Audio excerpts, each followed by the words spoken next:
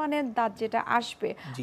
সেটা যেন সুস্থ দাঁত থাকে, সেটার জন্য অবশ্যই আমাদেরকে দুধ অবশ্যই। দাঁতের যত্ন জি, নিতে জি, হবে। জি। এবং স্কুল গোয়িং বাচ্চা যারা রয়েছে তারা দেখা যায় টিফিনে বা ঘরে যেখানে যাক না কেন একটু সুইট ক্যান্ডিজ জি। টাইপের জিনিস পছন্দ করে, একটু ভাজা পোড়া খাবার খেতে পছন্দ করে এবং প্রপারলি ব্রাশিংটা কিন্তু তাদের হচ্ছে না। অ্যাবসলিউটলি জি, এক্ষেত্রে আপনার প্রয়োজন। পরামর্শ কি এক্ষেত্রে হচ্ছে প্যারেন্টসদের প্রতি?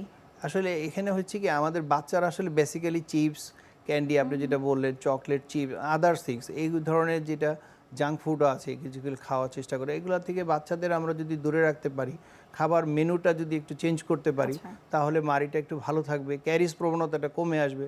বাচ্চাদের আসলে একটু কাউন্সেলিং করা, বাচ্চাকে ফোর্স করে কিন্তু কিছু করা যাবে না আসলে। এবং এক্ষেত্রে নিশ্চয়ই প্যারেন্টস যারা রয়েছে তাদের ভূমিকাটা অনেক বেশি জি, জি। গুরুত্বপূর্ণ। প্যারেন্টসদের ভূমিকাটা হচ্ছে প্যারেন্টসরা আমরা আসলে অনেক সময় দেখা যায় বাচ্চাদের ট্রিটমেন্টের ক্ষেত্রে মানে ওদের বলার ক্ষেত্রে ওরা রেগে যাচ্ছে।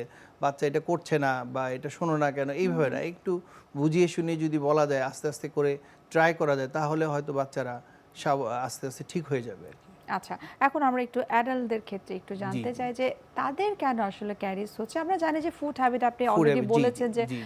ফুড হ্যাবিট অনেক বড় একটা জিনিস। তো তাদের ক্ষেত্রে কি পরামর্শ যে কোন কোন বিষয়গুলোকে তারা এভয়েড করতে পারলে এই ক্যারিজটাকেও তারা এভয়েড করতে সেই পারবে ক্ষেত্রে এবং সেই ঝুঁকিটা কমে যাবে অনেকটা? চিনি জাতীয় খাবার, তারপরে আমরা যেটা বলি যে অনেক সময় ফাস্ট ফুড খাবার খাচ্ছি, এগুলি খাচ্ছি। খাওয়ার পরে হয় কি ব্রাশিংটা মেইনলি হচ্ছে ব্রাশটা।